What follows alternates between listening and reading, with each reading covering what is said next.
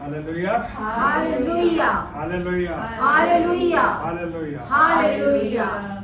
परमेश्वर पिता का धन्यवाद करते हैं आज सुबह के सुंदर अवसर के लिए। यह सुंदर अवसर हमारे जीवन में है कि हम सब यहाँ पे इस स्थान पे जमा हुए हैं परमेश्वर की स्तुति आराधना करने के लिए और परमेश्वर के वचन के ऊपर मनन करने के लिए।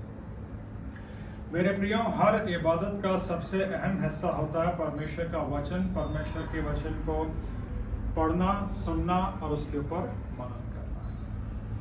हमारे हाथों में ये जो पवित्र बाइबल है, जो परमेश्वर का वचन है, इस वचन के अंदर जीवन है। और यही पवित्र बाइबल बताती है, पवित्र बाइबल की पहली किताब उत्पत्ति के अंदर, बुक ऑफ जेनेसिस के अंदर इस पूरी सृष्टि के निर्माण का वर्णन है कि इस पूरी सृष्टि का निर्माण कैसे हुआ।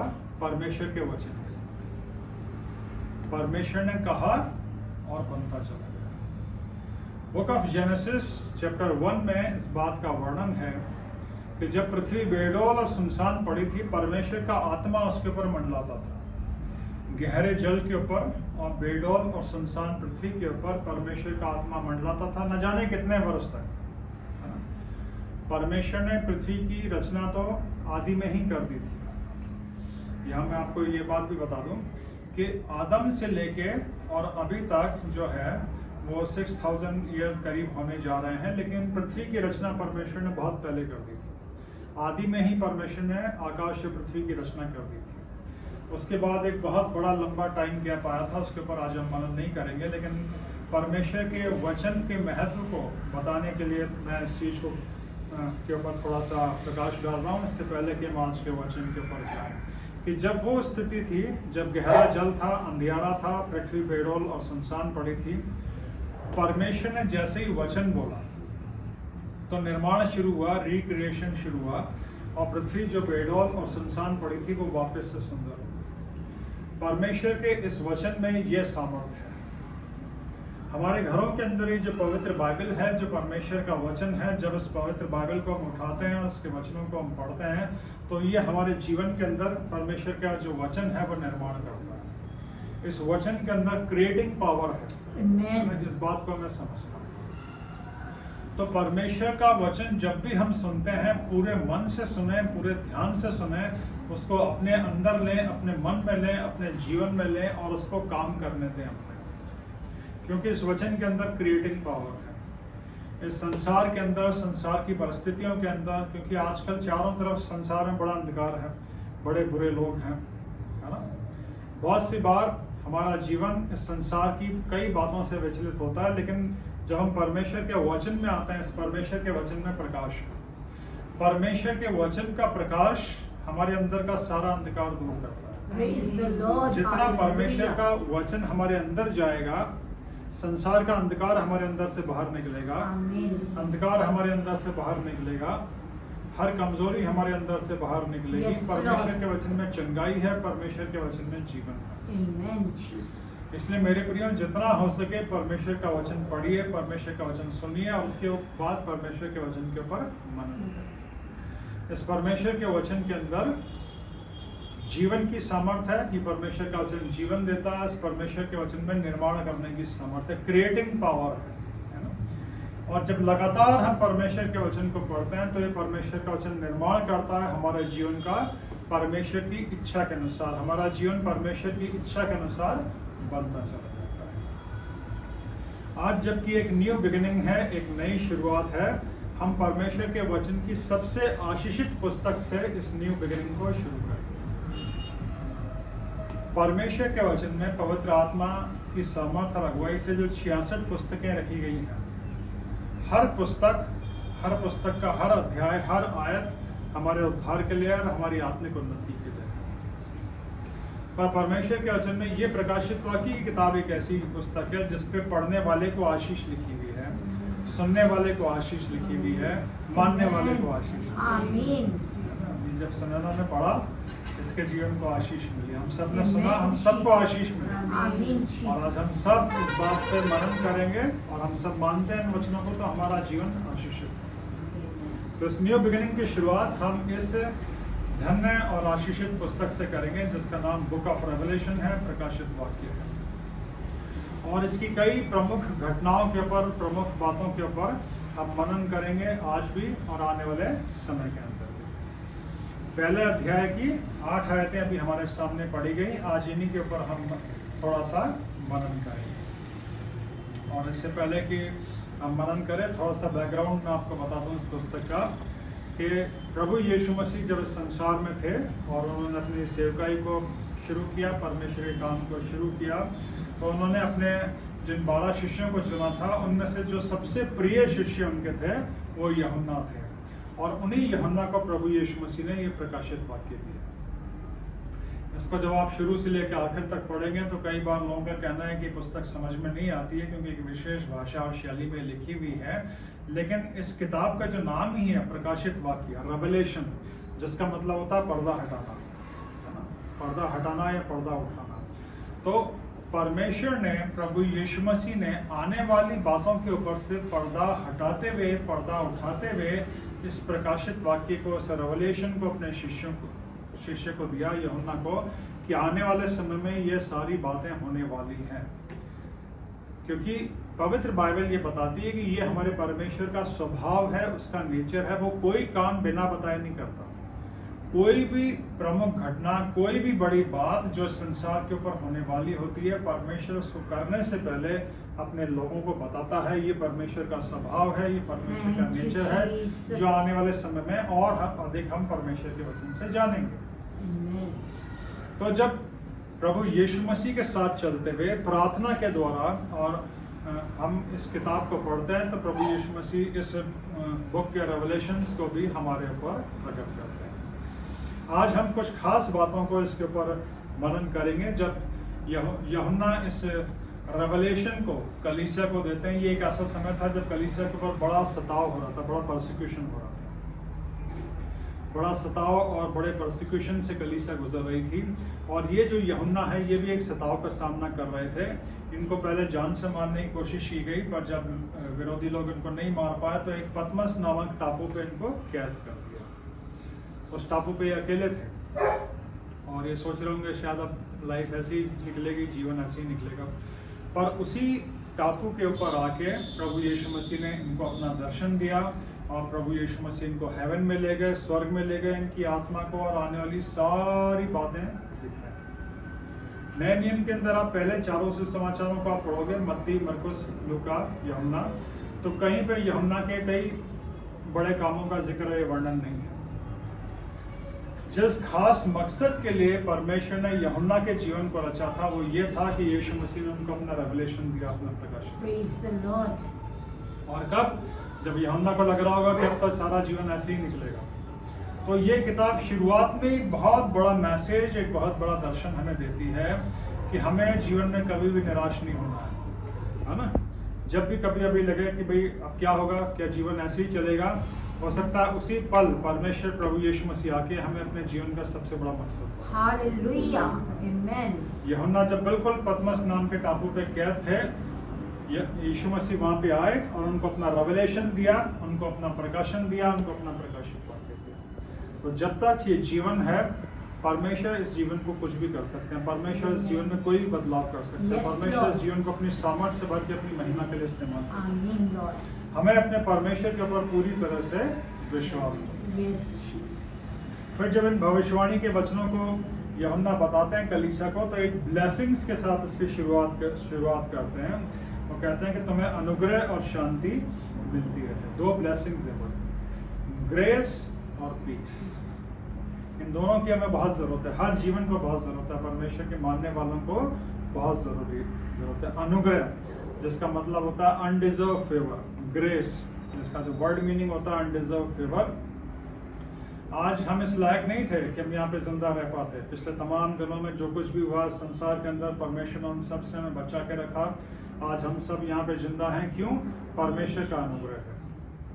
परमेश्वर के अनुग्रह को हमें अपने जीवन में मानना है और उसके लिए परमेश्वर का धन्यवाद करना है, और उससे हमारे जीवन में बड़ी शांति आती है। अनुग्रह और शांति, ये वो 2 चीजें हैं जिनकी आशीष परमेश्वर अपने लोगों को, अपने बच्चों को देता है।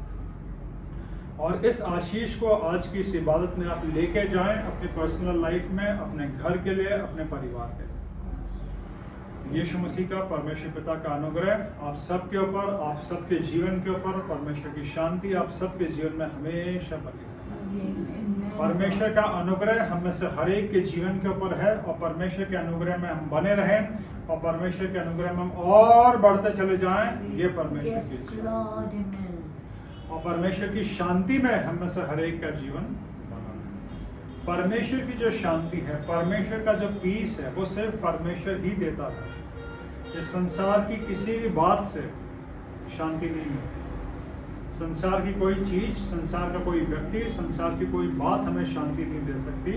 सच्ची शांति को देने वाला सिर्फ परमेश्वर है। जीवन में अगर सच्ची शांति आपको चाहिए तो वो कहाँ से आती है? सिर्फ परमेश्वर से। Thank you, Lord. और ये दो बहुत बड़ी चीजें हैं, ग्रेस एंड पीस, अनुग्रह और शांति। इसकी ब्लेसिंग्स के साथ उसके बाद ये सारे वचन शुरू होते हैं और यूहन्ना इन वचनों की बात जो है वो कलीसिया को, उस समय के चर्च को बताना शुरू करता है इन ब्लेसिंग्स के साथ। तो इन दो ब्लेसिंग्स में हमें हमेशा बने रहना है। हर दिन जब हम उठते हैं, हर दिन परमेश्वर के अनुग्रह के लिए, उसके ग्रेस के लिए धन्यवाद करना है और उसकी शांति अपने जीवन पे मांगनी है।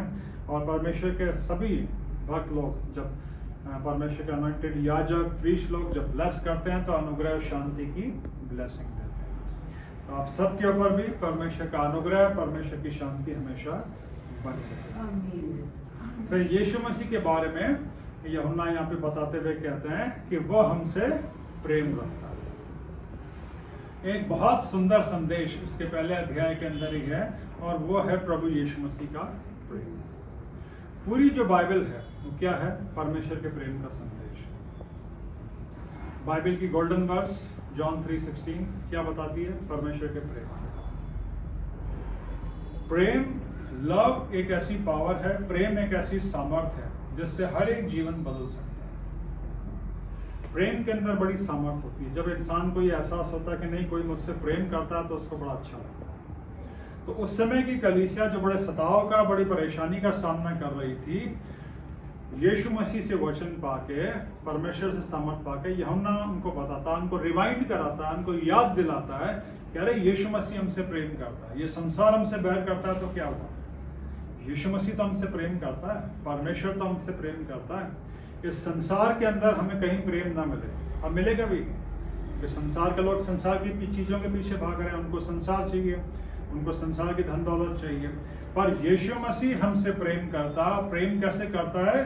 कि उसने अपने लहू के द्वारा हमें पापों से छुड़ाया। जॉन 3:16 के अंदर भी क्या लिखा है? कि परमेश्वर ने जगत से ऐसा प्रेम किया। परमेश्वर ने प्रेम किया संसार से, तो परमेश्वर ने अपने प्यार को जाहिर भी किया पूरे संसार के ऊपर। जबकि आज से 2000 साल पहले परमेश्वर ने प्रभु यीशु मसीह को हमारे लिए भेजा। Yes, Lord. प्रभु यीशु मसीह ने क्या किया? उसने अपने लहू के द्वारा हमें पापों से छुड़ाया। ये सबसे जरूरी बात है जिसके ऊपर आज हम फोकस करेंगे और जिसके ऊपर हम मनन करेंगे, क्योंकि ये बुनियाद, हम फाउंडेशन से इस नई शुरुआत को शुरू कर रहे हैं Amen, Lord. कि उसने अपने लहू के द्वारा हमें पापों से छुड़ाया। ये क्यों हुआ, ये क्या हुआ और इसकी जरूरत कैसे पड़ी? पवित्र बाइबल ही हमें बताती है। जब परमेश्वर ने पूरी सृष्टि को बनाया, परमेश्वर ने आदम और हवा को बनाया, उनको अदन की वाटिका में रखा अपने साथ रहने के लिए, अपनी फेलोशिप करने के लिए। पर उन्होंने पाप किया शैतान के बहकावे में आके, और वो पाप में गिर गए। अब पवित्र बाइबल में लिखा है रोमियो 6:23 में, पाप की मजदूरी मृत्यु है। पाप की वजह से न सिर्फ शारीरिक मृत्यु आई, बल्कि शरीर के अंदर जो आत्मा है, जो परमेश्वर का स्वरूप है, वो भी नरक की आग के सामने खड़ा हो गया। आत्मा जो है परमेश्वर का स्वरूप है।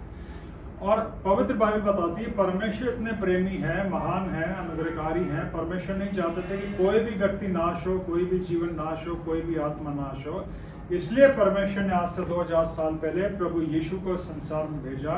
और आज से 2000 साल पहले जो एक बड़ी घटना हुई थी, जिसने इतिहास को 2 भागों में बांट दिया। हम सबने हिस्ट्री पढ़ी है ना। हिस्ट्री की हर घटना के आगे क्या लगता है? BC और AD। यीशु मसीह ने जो सलीब पे अपना बलिदान दिया, उससे पहले जो घटनाएं घटती हैं उनके आगे BC लगता है कि बिफोर क्राइस्ट ये इवेंट हुआ था। और यीशु मसीह ने जो अपना बलिदान दिया उसके बाद जितनी घटना घटती है उनके आगे एडी लगता है, जो एक ग्रीक वर्ड है एनो डोमिनो, मतलब प्रभु के वर्ष के बाद जो घटनाएं।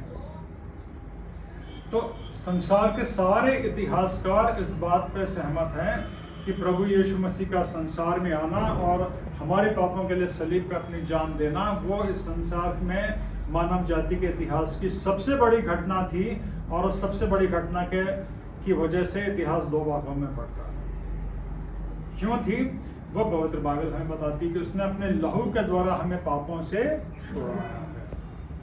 आदम हवा ने जब पाप किया, पवित्र बाइबल बताती है उत्पत्ति किताब में, परमेश्वर ने उनको अदन की वाटिका से निकाल दिया, अपनी प्रेजेंस से निकाल दिया, सारी आशीषें उनके जीवन से चली गई। ये हम सबके लिए चेतावनी है आज के समय में जम रह रहे हैं। पाप हमें परमेश्वर की प्रेजेंस से दूर ले जाता है, पाप हमारे जीवन से आशीषों को ले जाता है। और यही इंसान के साथ हुआ। जब इंसान पाप में गिरा, परमेश्वर की प्रेजेंस चली गई, परमेश्वर की आशीषें चली गई, मृत्यु सामने आई।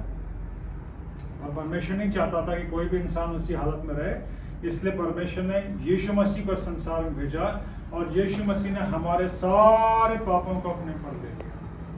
प्रभु यीशु मसीह सलीब पे मारे गए हमारे पापों के लिए, गाड़े गए, तीसरे दिन मुर्दों में से वापस जी उठे। आज वो स्वर्ग में है, हमारे लिए प्रार्थना करते हैं और दोबारा हमें लेने के लिए आएंगे, जैसा अभी पहले अध्याय में हमने आगे पढ़ा। अब इस चीज को हमें समझना है कि आज से 2000 साल पहले ये जो एक बहुत बड़ी घटना हुई, वो क्या हुई?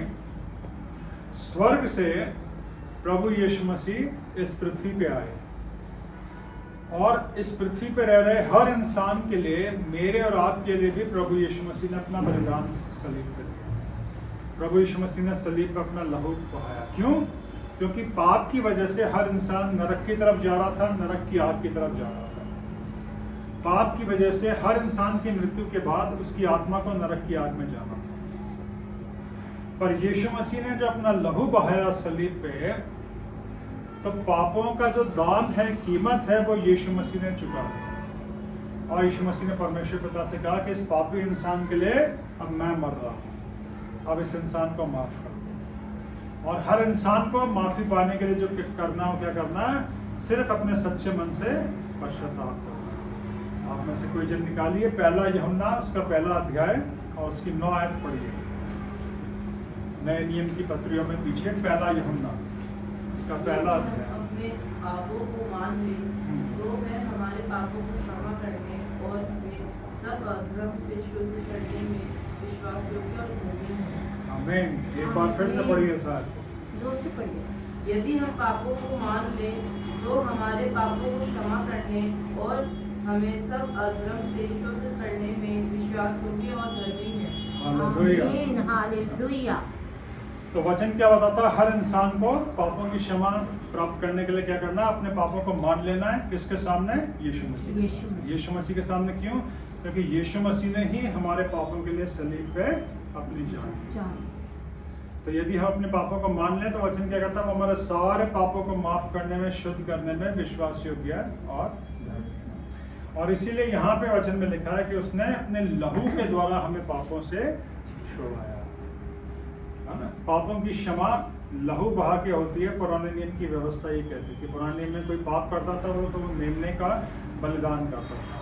प्रभु यीशु मसीह पूरे संसार के लिए एक मेमना बन के आए और पूरी संसार की मानव जाति के लिए सलीब पे उन्होंने अपना बलिदान दिया।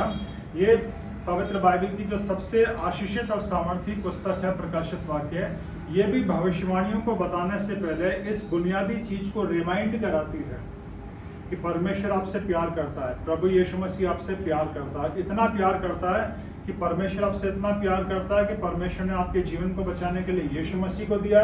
यीशु मसीह ने अपने लहू के द्वारा हमें पापों से छुड़ाया। इस बात को हमें हमेशा अपने जीवन में याद रखना है। यीशु ने अपने लहू के द्वारा हमें छुड़ाया और इस चीज को हमें याद रखना है। सलीब पे क्या हुआ? सलीब पे सिर्फ यीशु मसीह ने अपना बलिदान ही नहीं दिया, सलीब पे यीशु मसीह के बलिदान देने के द्वारा मैं और आप परमेश्वर के सामने धर्मी बन गए। आमीन। इस बात को ध्यान रखना। बाइबल की ये जो सबसे बड़ी और बुनियादी शिक्षा है, इसको ध्यान रखना एक व्यक्ति, इस संसार का एक पापी व्यक्ति परमेश्वर के सामने धर्मी कैसे बनता है? अपने कामों से धर्मी नहीं बनता, अपनी प्रार्थनाओं से धर्मी नहीं बनता। कैसे बनता है? यीशु मसीह के बलिदान को जब वो अपने जीवन में स्वीकार करता है, जब वो अपने पापों से पश्चाताप करता है और यीशु मसीह के बलिदान को स्वीकार करता है कि यीशु मसीह मेरे पापों के लिए सलीब पर मारे गए, मैं प्रभु यीशु मसीह को अपना उद्धारकर्ता स्वीकार करता हूँ, तब वो व्यक्ति परमेश्वर के सामने, परमेश्वर की आंखों के सामने धर्मी बन जाता है। क्यों? क्योंकि लॉ, कानून ये कहता है कि एक गलती की सजा एक जने को ही होती है, एक क्राइम की सजा एक जने को ही होती है। तो जब हम ये एक्सेप्ट करते हैं कि मेरे पापों के लिए यीशु मसीह ने सलीब पर अपनी जान दे दी, then we are free from wages of sin. Yes, Lord. इस चीज को समझना है। मेरे पापों के लिए यीशु मसीह सलीब पे मारे गए, मैं इस बात को स्वीकार करता हूँ, तो अब मुझे पापों के लिए मरने की जरूरत नहीं पड़ेगी। और पाप की मजदूरी क्या है? वो नरक की आग। तो उस नरक की आग से मेरी आत्मा बच गई। कैसे बची? मेरे कामों से नहीं बची, मेरी प्रार्थनाओं से नहीं बची, यीशु मसीह के बलिदान से बची। आमीन। इस बात को भी ध्यान रखना। आमीन। हम क्यों प्रार्थना करते हैं, हम क्यों वर्शिप करते हैं? क्योंकि हम नरक की आग से बच गए, इसलिए धन्यवाद करते हैं। पर हमारी प्रार्थनाएं और हमारी वर्शिप हमें नरक की आग से नहीं बचाती और ना हमें उद्धार देती। हम उद्धार पाए हुए लोग हैं, इसलिए प्रार्थना करते हैं और इसलिए वर्शिप करते हैं। उद्धार पाने के लिए सिर्फ एक प्रार्थना करनी होती है, सच्चे मन और सच्चे दिल से, कि मैं एक पापी व्यक्ति हूँ, यीशु मसीह मैं अपने सारे पापों को आपके सामने मानता हूँ और मैं आपको अपना उद्धारकर्ता स्वीकार करता हूँ।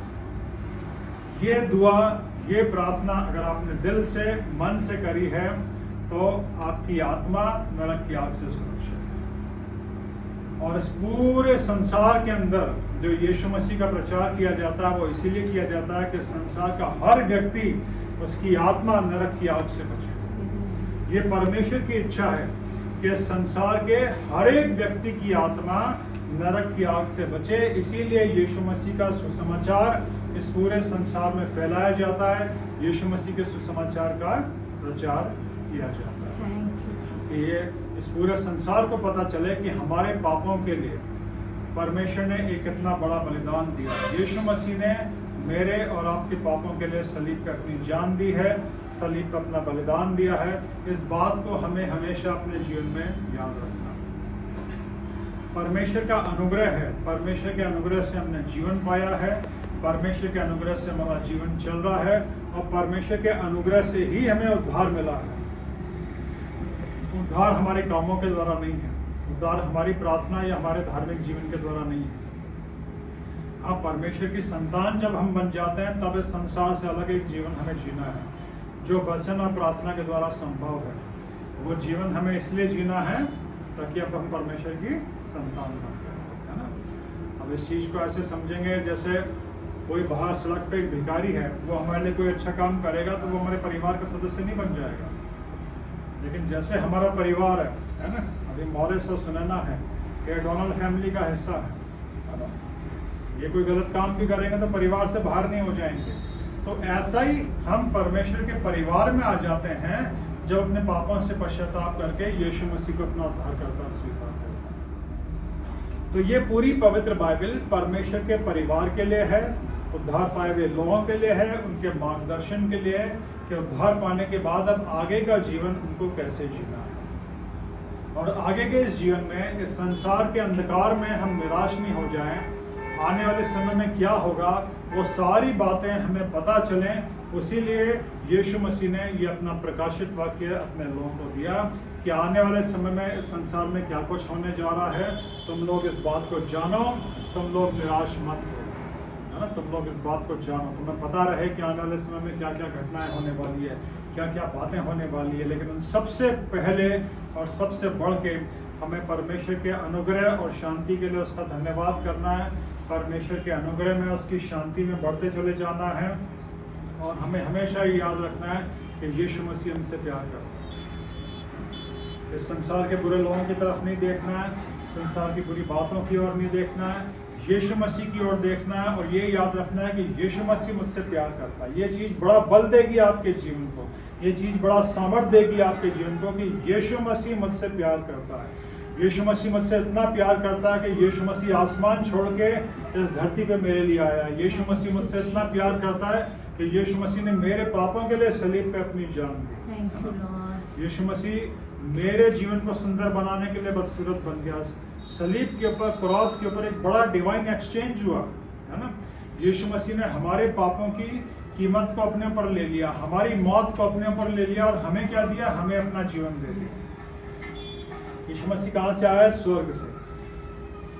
हम पृथ्वी के लोगों को स्वर्ग देने के लिए प्रभु यीशु मसीह स्वर्ग से आए इस पृथ्वी पे, और क्रॉस के ऊपर एक बड़ा डिवाइन एक्सचेंज हुआ। हमारे नरक को, हमारी मौत को यीशु मसीह ने अपने ऊपर ले लिया, और अपनी ब्लेसिंग्स को और अपने स्वर्ग को हमें दे दिया। अब हमारा जीवन चाहे कभी भी खत्म हो, हम कहाँ जाएंगे? स्वर्ग में। ये हमारी आशा है, ये हमारे पास इटरनल लाइफ है, ये अनंत काल का जीवन है। और इस अनंत काल के जीवन के अंदर, इस प्रकाशित वाक्य की किताब के अंदर, इस पुस्तक के अंदर भी लिखा है। इस पुस्तक के अंदर लिखा है कि वो जो स्वर्ग जिसमें हम जाने वाले हैं वो कैसा होगा, कितना खूबसूरत होगा। वो अनंत काल का जीवन कभी खत्म नहीं होगा। परमेश्वर के राज्य में, परमेश्वर के सिंहासन के सामने हमारा जीवन हमेशा हमेशा के लिए होगा। इस अनंत काल के जीवन के लिए हम धन्यवाद करते हैं, लेकिन मुझे और आपको ये इटरनल लाइफ देने के लिए, ये अनंत काल का जीवन देने के लिए, मुझे और आपको आशीष देने के लिए यीशु मसीह को अपना खून बहाना पड़ा। इस बात को कभी मत भूलना अपने जीवन। यीशु मसीह ने बहुत तकलीफें उठाई हैं मुझे और आपको मसीह बनाने के लिए, मुझे और आपको जीवन देने के लिए, मुझे और आपको उद्धार देने के लिए, मुझे और आपको स्वर्ग देने के लिए। वो यीशु मसीह की यातनाएं थी, वो यीशु मसीह का बलिदान था, वो यीशु मसीह का लहू था, जिसने मुझे और आपको अनंत काल का जीवन दिया। तो यीशु मसीह के बलिदान के लिए, उनके लहू के लिए, उनकी मृत्यु के लिए, जो मेरे और आपके पापों के लिए थी, हमेशा हमें धन्यवाद करना। आइए हम प्रार्थना करेंगे, और प्रार्थना के द्वारा हम धन्यवाद करेंगे यीशु मसीह का, परमेश्वर पिता का, उनके महान प्रेम के लिए। और इस प्रार्थना के बाद हम सब एक साथ प्रभु की प्रार्थना में शामिल होंगे। आइए दुआ करें।